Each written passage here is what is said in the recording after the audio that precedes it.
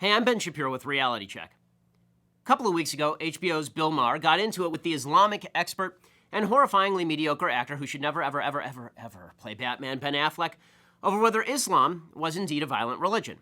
Here's the exchange. And you painting the whole religion with that same brush. Let's get down to who has the right answer here. 1 billion people, you say. All these billion people don't hold any of these... 1.5 or something. Don't hold these pernicious beliefs? No, I wouldn't... no, they don't. Of course, he's not alone in taking the PC position that Muslims the world over are tolerant and liberal. He's joined by our president, Barack Obama. Islam teaches peace.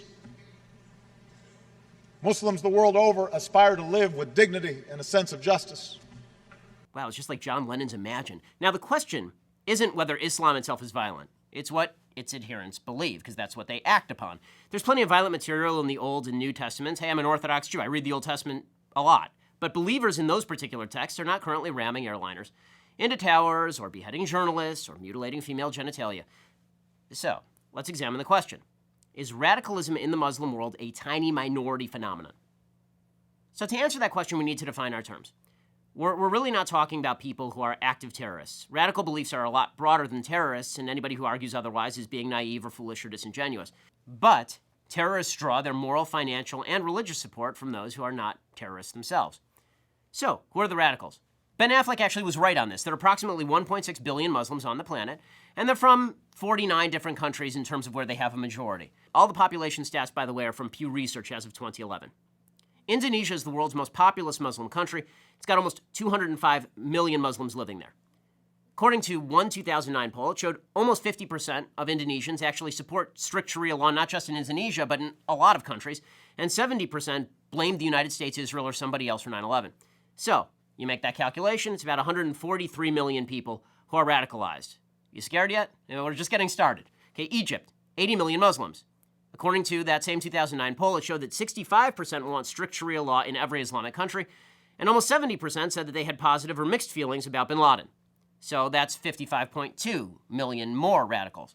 Pakistan has almost 179 million Muslims. 76%, just over 3/4, want strict Sharia law in all Islamic countries. That is another 135.4 million radicals. Bangladesh, not a country you tend to think of as Muslim, but there are 149 million Muslims living there. As of 2013, just over a quarter said suicide bombings or targeting of civilians was sometimes justified. Another 82% want Sharia to be the official law of the country, and 2/3 said honor killings of women can sometimes be justified. Honor killings, 2/3. It's 121.9 million radicals. Nigeria, 75.7 million Muslims live there. 71% favor Sharia law. That's 53.7 million people. Iran, 74.8 million Muslims. 83% favor implementation of Sharia law as of last year. So that's 62.1 million more radicals. Turkey has 74.7 million Muslims. And 32%, this is a moderate Muslim country, probably the most moderate Muslim country, 32% said honor killings of women could actually be justified sometimes. So that's 23.9 million radical Muslims in our moderate ally, Turkey. Morocco, 32.4 million Muslims live there. Just over 3/4 support Sharia law. That's 24.6 million radical Muslims in Morocco. Iraq, 31.1 million Muslims live there. 78% say honor killings of women can sometimes be justified. That amounts to 24.3 million Muslim radicals. Afghanistan, 24 million people. A huge majority, 76%, support at least occasionally or just once in a while honor killings of women. 99% actually want Sharia to be the law of the land. So it's like a Cuban election over there. 24 million radical Muslims over in Afghanistan. Jordan, smaller Muslim country, 6.4 million Muslims. Right now, Hamas is enjoying like a 60% approval rating. So 3.8 million radical Muslims in Jordan, which is, again, a moderate country. Palestinian areas, right? We're sending literally hundreds of millions of dollars to the Palestinian areas. We are, the American taxpayers. 4.3 million Muslims live in the Palestinian areas. 78% of those had positive or mixed feelings about bin Laden. 89% support terror attacks on our ally, Israel. 89% support Sharia law. We should give them a state, folks. That's 3.83 million radical Muslims. How about in the West? Okay, let's take it to France. France, 4.7 million Muslims live there. A 2007 poll showed 35% of French Muslims said suicide bombings could sometimes be justified. It's 1.6 million radical Muslims living in France. Great Britain, 2.8 million Muslims living there.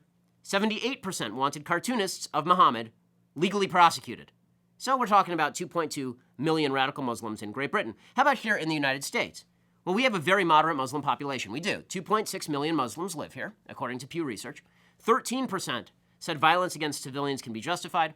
19% said they were either favorable toward al-Qaeda or just didn't know. Because who knows, really?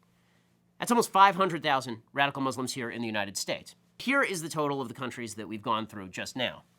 680,030,000. 680,030,000 radical Muslims. And that's out of a total population in those countries of 942.4 million Muslims total. And it seems fair to assume that similar proportions of people in countries like Algeria, Syria, Sudan, Saudi Arabia, Yemen, Tunisia, Somalia, and Libya are also radicalized. And if they are, then, well, we're above 800 million Muslims who are radicalized. More than half the Muslims on earth. That's not a minority, that's now a majority. And that's still not even surveying hundreds of millions of Muslims in other countries. In other words, the myth of the tiny radical Muslim minority is just that. It's a myth. And, unfortunately, it's a myth that's going to get a lot of civilized people killed. Please subscribe to our YouTube channel or click here to give a quick donation.